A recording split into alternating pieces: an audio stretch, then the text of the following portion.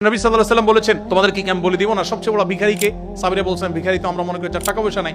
নবী বলেছেন, না, টাকা পয়সা আজকে নাই কালকে আসবে, এটা চূড়ান্ত ভিখারি না। চূড়ান্ত ভিখারি হলো যে নামাজ পড়েছে, রোজা রেখেছে, দাড়ি রেখেছে, টুপি রেখেছে, ওয়াজ করেছে, ওয়াজ শুনেছে, কোরআন তেলাওয়াত করেছে, হজ উমরা করেছে, দান সাদাকা করেছে, মানুষের সেবা করেছে, বাট কোন মানুষের অধিকার নষ্ট করেছে।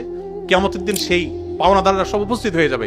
সেদিন তো আর মানুষ ক্যাশ টাকা নিবে না, তার আমল বিনিময় হিসাবে নিতে নিতে নিঃস্ব হয়ে সে জাহান্নামে নিক্ষিপ্ত হবে। ছোটবেলায় চুরি করেছি, মানুষের নানাভাবে ক্ষতি করেছি, এখন ওই মানুষ আর পাই না, তার জন্য তওবা করেছি, যাদের হক নষ্ট করেছি তাদের জন্য কি করব? এটা খুব ডেঞ্জারাস একটা বিষয়, যে ছোটবেলায় কারোর হক নষ্ট করেছেন বা বড় হওয়ার পর নষ্ট করেছেন, এরপর তারা খুঁজে পাচ্ছেন না, কি করবেন? তার পক্ষ থেকে যে পরিমাণ ক্ষয়ক্ষতি হয়েছে তারা যদি পাওয়ার কোনো স্কোপ না থাকে, তার পক্ষ থেকে কোনো গরিবকে দান করে দিবেন, ইনশাআল্লাহ আপনি দায়মুক্ত হবেন।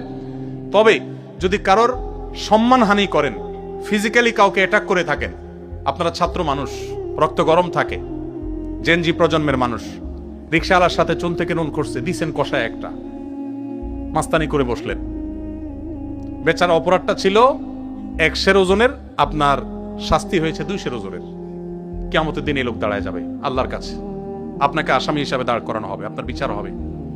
দুনিয়াতে এই লোককে আপনি আর হয়তো কোনোদিন খুঁজে পাবেন না। এটা খুব ডেঞ্জারাস। এই জন্য ভাইরা, তারুণ্যের এই চঞ্চলতা যেন আপনাকে অপরাধ, বিশেষ করে মানুষের প্রতি অন্যায় করতে কখনো প্ররোচিত না করে।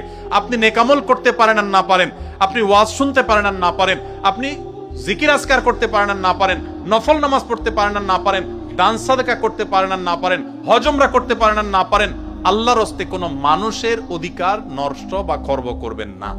এই চেতনা যদি আপনার ভিতরে ধরে রাখতে পারেন, জান্নাতের পথ ইনশাআল্লাহ সুগম এবং সহজ।